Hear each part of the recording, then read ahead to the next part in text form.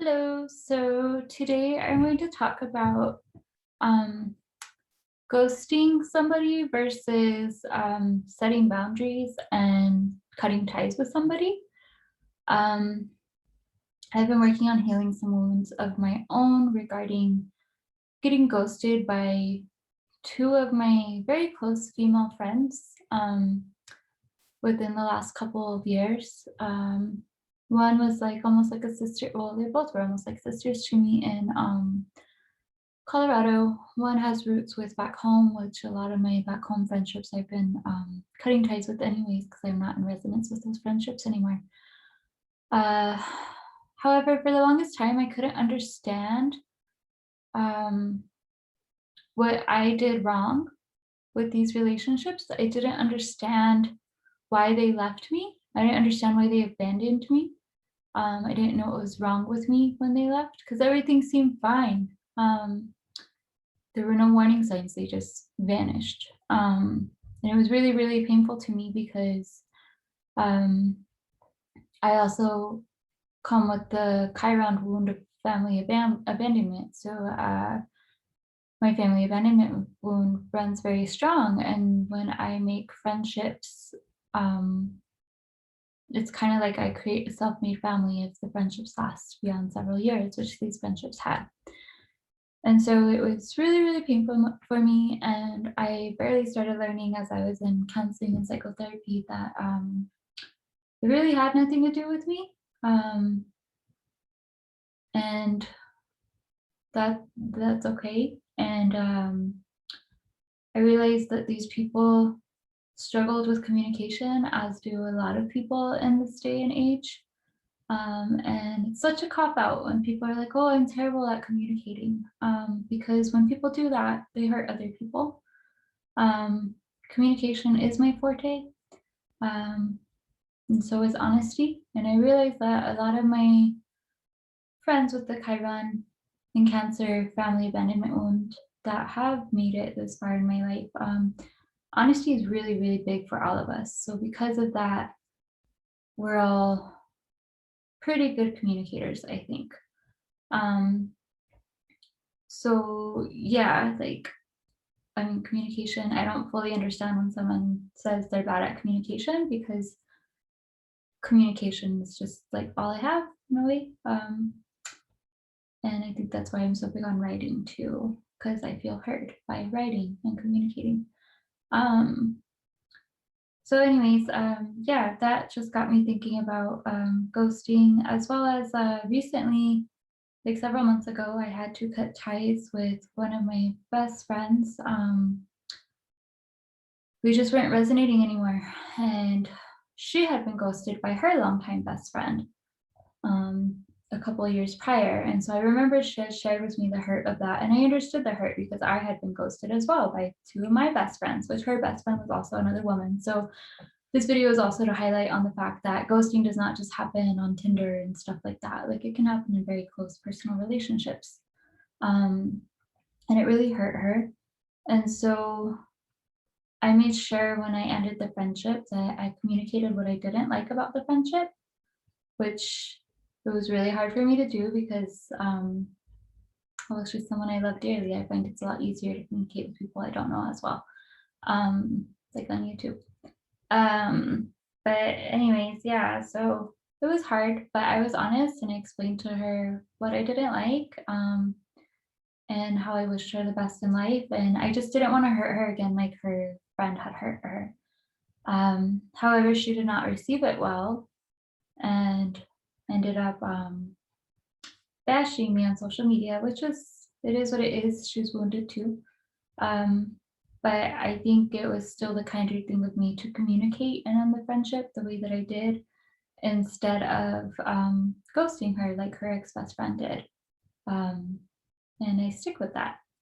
And yeah, so anyways, this is like kind of what's bringing up ghosting and setting boundaries and leaving. So I didn't ghost her. I basically cut her off. I had slowly started setting boundaries. Like I stopped offering her so much information about stuff because I feel like She was just kind of milking me for information, which I'm all for sharing information, but I also think there needs to be a balanced energy exchange as well.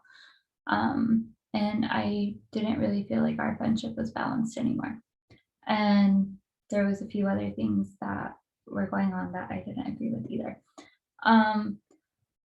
So yeah. So anyways, let's see. So ghosting, these are just my little notes. So ghosting is harmful because ghosting reaffirms the complexes that many people carry, whether they're aware of them or not, that come from childhood or even adult traumas that are about abandonment and rejection and low self-esteem. And these complexes are like gaping wounds if people have not been working on them or are unaware of them.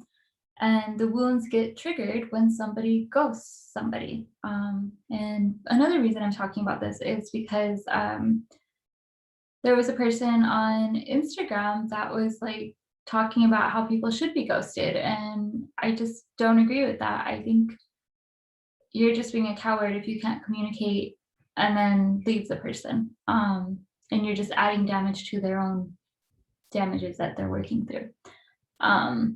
And you're adding damage to your own because you're just running away from shit. Like, grow the fuck up and communicate and grow some balls. Sorry, that's harsh, but it's like you got to work through your stuff too. And maybe people that ghost are mirroring what their parents did. Like, their parents might avoid conflict, so they'll change the subject. Which, I mean, I know for a fact with my fiance, his parents tend to change the subject about things that make them uncomfortable. And so he does it. And so that's been something that we've been working on. And it's good because we're aware and we're working through it. However, there's many people that are unaware that they're like doing exactly what they were taught by their parents. And it's just not healthy. Like, and I'm sure anybody that's watching this probably is starting to do that inner work and starting to understand boundaries and stuff like this. So you understand where I'm coming from about analyzing your parents and your journey and your communication patterns and stuff like that. I think honest communication is underrated in this day of age.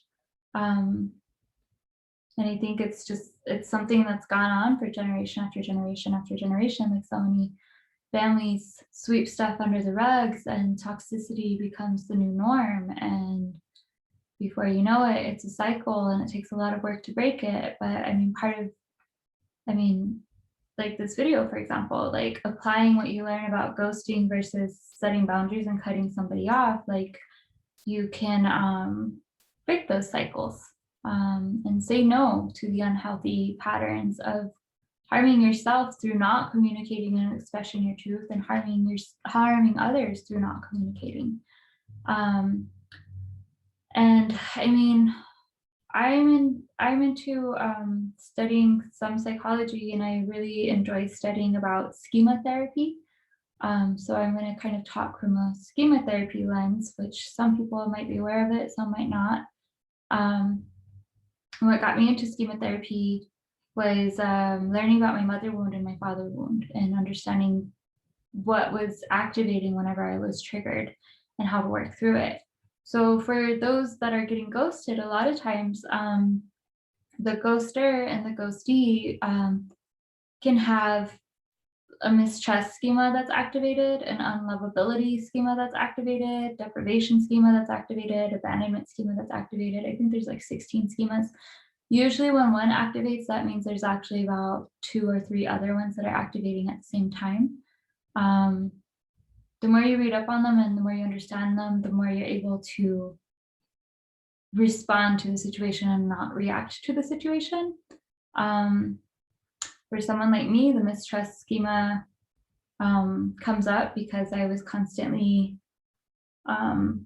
gaslit by both of my mothers, and then also like my biological father. He didn't gaslight me, but he always shifts blame and shame onto me to deal with. So it causes this mistrust of like what's going on in my relationships. Unlovability schema has a lot to do with self-worth and probably somebody affirming in childhood that you're not worthy of love, or telling you how stupid you are, or like just like belittling you. Deprivation schema has a lot to do with needs not being met, whether it be physical needs or emotional needs.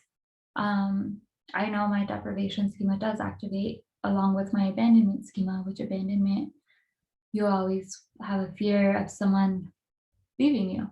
Um, and the way the schemas activate is different for everybody. So I'll go with the abandonment schema since we're talking about ghosting.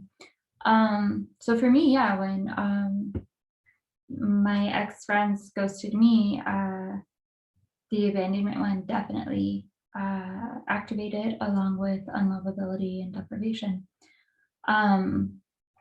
And it just made me like tear myself up on the inside, very extreme emotions.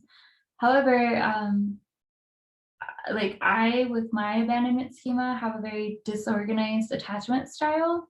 So sometimes I'm overly anxious and sometimes I'm overly avoidant. I don't really have a happy medium. It kind of just depends on what's going on, because I mean, I had a biological mother that was constantly coming and going from my life up until like the age of, I don't know, I think like 13. And then it kind of turned into like, we have like a sister relationship, like super not a secure attachment style at all. And then I was raised by my grandma, and she did become a secure attachment to a degree, but she also is from the generation that's emotionally unavailable, which is where I have the deprivation schema too, because I was always told how I was too sensitive. And when I would get really upset, like she didn't have the emotional capacity sometimes to work with me through those things. So yeah, that's me. However, my brothers also have the abandonment schema. And so the one brother is, I would say he has more of an anxious attachment style, and he becomes very clingy and attached, and he moves in with people right away all the time. And that's his abandonment schema. I wouldn't do that. And then my other brother, he is very avoidant. So he's the opposite. He doesn't want to like commit and has all these commitment issues and stuff like that. So like you have like the schema activating, the same schema, abandonment activating in 3 different people that went through the exact same abandonment by their biological parent in childhood, and they all react differently to the schema when it's awake. So this is just like kind of trying to illustrate for you how people's schemas might activate, whether they're being ghosted or they're ghosting, because I will say the ghosters probably have a schema that's leading them to ghost.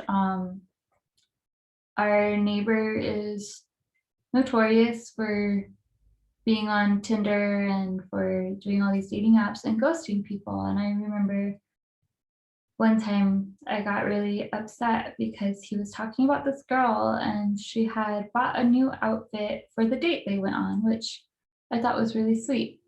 And she was also a single mom. And he said he ghosted her because she texted him saying she missed him, and then later she said that it was she meant to send the message to her child, not to him. However, he took that as his way to peace out, and of course he had gotten laid, so he didn't really give a shit if he stuck around for her or not. And he was bragging about ghosting her, and it made me really teary-eyed, because I remember at one point I used to be that girl that would buy a new outfit for a date because I still did believe in love.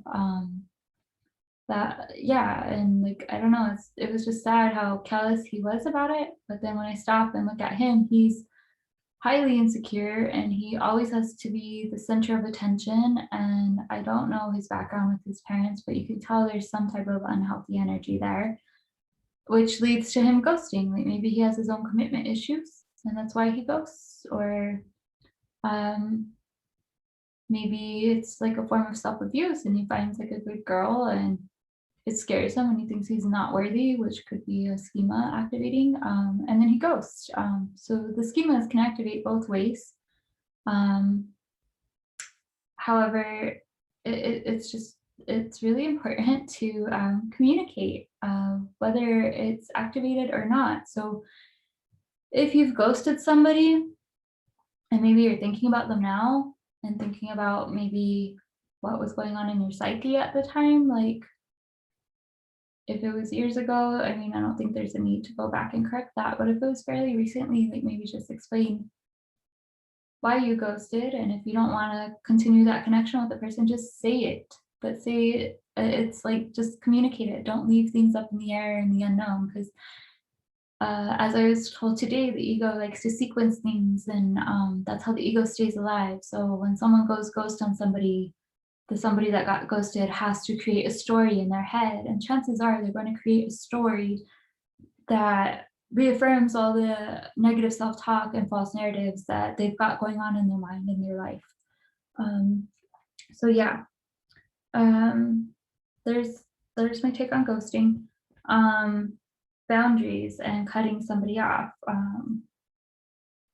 So recently I was talking to a friend, and they were saying how they felt like they might have ghosted somebody. However, the story they told me, it didn't seem like ghosting. It seemed like there was starting to be distance between them, and then like they just no longer talked. And there was some things about her that she like didn't like about the other person, that like were like against her authentic self, I guess is how I'll say it. And I'm sure the other person probably felt in a similar way. And so naturally they just kind of stopped communicating. However, it wasn't like direct, like chop off, like you're cut off and I'm not talking to you and not giving you any explanation. It was something that like I think they both realized was about to occur. So that's different. I don't think that's ghosting if like the silence and communication gap becomes more and more like large. Seems like both parties are content with letting things fizzle out, and that's okay. We don't always stay in resonance with people. And sometimes one person will fall off our frequency, and that's different than deliberately just piecing the fuck out on somebody. And it's really important to set boundaries. So, I mean, if you feel like you have a friend that is like an energy vampire, and every single time you hang out with them, it's all about them, and you can never get a word in about yourself, or if you do, they listen for like 30 seconds and then they're over it, like set some boundaries. Like be like, hey, like, I don't know, I'll make up a name. Hey, like I've heard a lot about like what's going on with you, and like today I need, as your friend, for you to listen to what's going on with me. And if they don't like that, then tough luck. Like they're gonna have to either accept it or not. Or you could maybe you guys always do what they want to do, and you could set boundaries and be like, hey, like I know we've gone to like a bunch of like hip hop shows this year because we're music buddies, but maybe I can start picking the artists this year, or maybe we can go to another genre a couple of times just to keep everything balanced between us, you know? Or, I mean, you could set energetic boundaries too. Like, okay, you communicated that stuff, and then maybe you still feel kind of drained around the person, but you can tell that they're trying to respect it and they're trying to talk about you and do things you like and stuff too. However, maybe they've got a hook in you or a cord on you. So then it's important to do energy boundaries, and you could do a freezer spell to like keep their energy from like latching onto you and being sticky, or you could do just like energy visualization protection with like white light and stuff. I have a whole video on that about energy protection, but you could do that. And then if you feel the friendship is starting to be more balanced, there's maybe no need to cut ties with them. However, if you feel like it's not becoming more balanced, then go ahead and cut ties with them and just clearly explain why you're cutting ties with them. Be like, hey, like, I just feel really drained when I'm around you, and I feel like our relationship doesn't have an equal sense of give and take, and like that's just not what I'm looking for in a friendship at this time. Thank you for being my friend for the time frame that we had each other. But it's time for us to find new friends or something. Just be honest. Don't ghost, because chances are the person that's maybe being an energy vampire or I don't know, even like disrespectful friends that try to like get with your significant other or stuff like that. Like they have their own shit they're working through and they might not be aware of it, but the world needs more compassion. So communicating is the more compassionate way to go. So there's that. My one friend, she gave me really good advice, and she said, just simply communicate what you don't like and give your points. And then, and this is like if it's been going on for a while, and then leave it unread. Like, okay, like you said your point and you don't want to talk to the person anymore. Maybe they weren't even getting your boundaries in the first place. You don't want to talk to them anymore. So just tell them what the hell they did wrong and then just say goodbye. Like sometimes you do got to be really direct when you're cutting ties, but at least do it with communication. Yeah, so that's what I got on ghosting and boundaries. I also, I'm going to share a couple of excerpts from this book. This is Emotional Alchemy by Tara Bennett Coleman, which, yes, I have like all kinds of random bookmarks in here, like a freaking COVID mask and face wipes. But let's see. So when thinking of schemas, it says, each schema has its own emotional hallmark, a distinctive gut level wrenching feeling that takes us over when the schema has us in its grip. These feelings may repeat the emotions we felt during traumatizing events earlier in life that created the schema. During these schema episodes, we are once again plunged into abject fear, or we become enraged or depressed. So there's that. And then let's see what this one is. So the abandonment schema, which this is where I'm coming from as I do this video. So I'll just read on abandonment a little bit to you. The ongoing fear that people will leave us all alone lies at the core of abandonment. The pattern can have its roots in an actual childhood experience of being left by a parent who dies, for instance, or when one parent leaves after a divorce. But the abandonment need not have been real. A symbolic one, like moving all the time or having an unstable, unreliable, or emotionally distant parent, can have the same kind of emotional impact. A parent who is not reliably there for the child, who is erratic in taking care of the child, or who is unpredictable or alcoholic, sometimes in a good mood and other times a terrifyingly angry one, can instill the abandonment fear. For people with this schema, the prospect of being alone stirs up a deep sadness and feeling of isolation. The resulting fear and panic are signature emotions of the abandonment pattern, which this makes me think also of my one brother with the avoidant attachment style and the abandonment schema. So maybe some people ghost because their abandonment schema activates and it's easier to avoid the person, and so they peace out. So that's something to think about too. The automatic response of a small child to the fear that a key person in her life will abandon her is, of course, to cling harder. The urge is only natural in a child, holding on for dear life or constantly seeking reassurance that someone will stay or be dependable, offers an imagined antidote to the feared abandonment. Such a habit is formed early on. Typically, the clinginess begins as a positive adaptation, a way for that child to calm her fears through seeking a soothing reassurance or of consistency.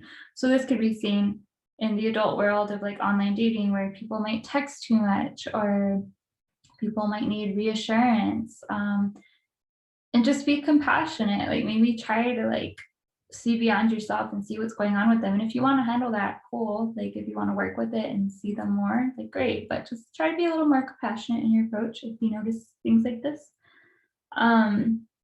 Like address it in a nice way, I guess is what I'm trying to say. But such clinginess will be out of place when, as a grown-up, the same fear resurfaces over and over in the person's closest relationships. One coping strategy in abandonment can lead to an anxious attachment where the person needs constant reassurance that the relationship is steady and secure. But constantly seeking reassurance can sometimes lead to a self-fulfilling prophecy by driving a partner away. Understandable, you don't want the partner to like have to stick around for that either. But again, if it's like conscious dating, you all can address each other's patterns together and work through them together consciously. Someone with the abandonment schema can become a worrywart about a relationship, or in the case of like online dating, a date, fearing that if she rocks the boat in the smallest way, her lover will abandon her for someone else, which I feel like nowadays a lot of people have sex right away in the beginning because there's some underlying schema that's like, oh, if I have sex, this person will stay with me. And then they're highly disappointed because the person pieces out. To avoid feelings brought up by being alone, a person with the abandonment schema may be continually scanning for the next person to cling to. Online dating, swipe, swipe, always trying to protect herself from the dread of being alone. This desperation leads her to push too hard, too early in a romantic relationship, frantically seeking to spend every moment with the man or move in together before he's ready for such a commitment. At the same time, she is hypersensitive to any sign that he's on the verge of abandoning her, and she's always ready to make a jealous accusation that he has another love interest. The schema makes a person fixate on signs that someone will leave, distorting them to mean the relationship will end. One sign of this kind of skewed thinking is being overly upset by even a short separation from a loved one, such as a spouse taking an overnight business trip. The schema triggers a fear that the loved one will never come back, a primal fear as strong as that of a young child. So yeah, like people getting ghosted, stuff like this can get brought up, and that's sad to think about. So just communicate and say goodbye if it's not working. And then the other one that I bookmarked for us today.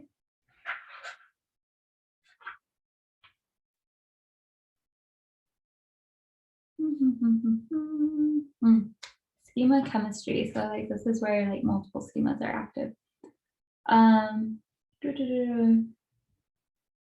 A great paradox of our most maladaptive schemas is their power to draw us to partners who will trigger them. This propensity is especially strong for patterns like deprivation, abandonment, mistrust, and unlovability. Indeed, we sometimes have the most intense romantic chemistry with someone who pushes these emotional buttons. Because as souls, we come here to learn our lessons, and how are we going to learn the lessons if the buttons aren't pushed, okay? You got to work through it, the ghostie and the ghoster. And working through it is setting boundaries and then cutting ties if needed. The most alluring lover very often has an emotional fingerprint similar to that of the parent who is the very root of the schema. The patterns are well recognized. People with the deprivation schema can be drawn to lovers who are ungiving, narcissistic, aloof, or cold. For people with the abandonment schema, chemistry often occurs with partners who are unavailable or unreliable. The partner's abandonment can take the form of living far away, traveling constantly, working into all hours of the night, or being in another relationship. Those with the subjugation schema can gravitate to a passive relationship with entitled partners who assert their own needs and ways of doing things. In the mistrust schema, people are all too often drawn to a partner who is untrustworthy, manipulative, or emotionally, physically, or sexually abusive. And for those who have the unlovability schema, a relationship with someone who is distant or unavailable prevents the intimacy that might lead to the discovery of their own imagined flaw. A relationship with a partner who is critical and rejecting would also have a familiar, almost comforting feeling. Why these strange chemical reactions? Schemas drive something akin to what Freud called repetition compulsion, where people are drawn into recreating in adult relationships the childhood patterns that shaped the schema in the first place. There are several reasons for this paradox. For one, these relationships feel familiar, like home, despite the pain. The hope is that this time we can change the story. For another, they repeat the ways the person learned in childhood to stay connected, and so they seem reassuring. Finally, there may be the hope that this time things will be different and the relationship will be reparative. For once, the deprived person will receive the care and attention she craves. This time, the abused woman will find a man who could be trusted. At least that's the primal hope. So keep all this in mind. if you're on the verge of maybe ghosting somebody, or if you're maybe like, hey, maybe I should set boundaries and then say goodbye if I need to. Stuff like this goes on all the time in all of our minds, unconsciously. And I also drew cards today. This card really wanted to be drawn. This goes to the ghostie and the ghoster. I feel like this is really applicable to both sides of the coin. It's the loneliness card, and it says, I know that I am never alone. And with this card, let's see. Says, this card has come to you because you must be reminded that there's a difference between being lonely and being alone. Feelings of loneliness originate from a sense of not appreciating the most important person in your life, you. If solitude seems like an affliction, you need to work on creating a healthy relationship with yourself. Only then will you attract others who will nurture your soul. If you keep ghosting yourself, you're going to keep getting ghosted. If you don't develop a healthy relationship with yourself first, you will only draw unhealthy relationships to you. To create a healthy, positive relationship with yourself, you must begin to feel worthy of love. The pessimism of this physical dimension can affect your self-esteem if you don't have the strong conviction that you are valuable and meaningful. Don't view solitude as a weakness. It is merely your soul telling you that it is time to do some inner work and reevaluate your path before you start to shine. As you sit in the silence of your soul, you will realize that your spirit family, teachers, and guides are with you. You are never alone. Never. And then this card I drew for the person that has done a lot of ghosting or that's maybe on the fence about ghosting.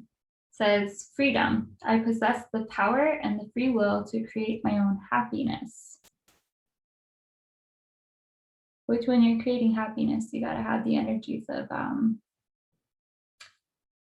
compassion and communication, because happiness has healthy communication and it has compassion in it too. This card says, your soul is open to receiving new wisdom and insights that will allow it to make the right choices for its own growth.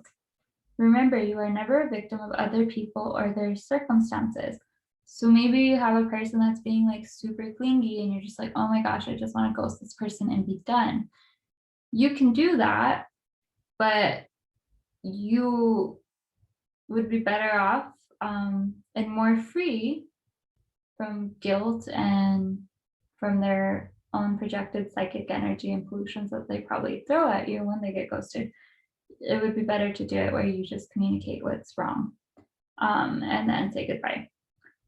You have complete control over your own choices. By following your heart and being authentic to yourself, you present the real you to the world, which communication is part of authenticity because it ties to the throat chakra and it also ties to the sacral chakra, which in this day and age, a lot of people that are getting ghosted, it tends to be like online dating and stuff like that. So sacral chakra right there too. Making decisions based on other people's expectations is not the true path to happiness. You are responsible for creating your own reality. So maybe someone's putting too much on you, friend, family, lover, and you just don't want to deal with it. Communicate that and then continue creating your own reality. When a soul shifts to a place of honoring itself in its totality, free from judgment, only then will it find its true freedom.